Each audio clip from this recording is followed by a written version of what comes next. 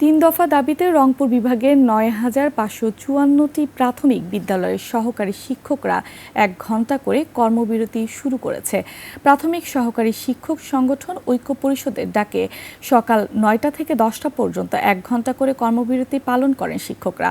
শিক্ষকরা জানান, কর্মজীবন শুরু থেকে ১১তম গ্রেডে বেতন আর চাকরির ১০ বছর ও ১৬ বছরে গ্রেড পাওয়ার জটিলতা নিরসন ও প্রধান শিক্ষকের শতভাগ পদে সহকারী পদধারীদের নিয়োগ প্রদান করতে হবে। নইলে ১৫ মে পর্যন্ত প্রতিদিন ১ ঘণ্টা এবং ১৬ থেকে ২০ মে পর্যন্ত ২ ঘণ্টা আর ২১ থেকে ২৫ মে পর্যন্ত আধাবেলা কর্মবিরতি পালন করা হবে।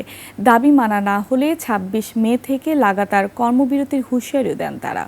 জীবন অবাক না করলে কে করবে? ২৮% মিল্ক ফ্যাটের অবাক করার সাথে ফ্রেশ মিল্ক পাউডার। জীবন অবাক করুক প্রতিদিন।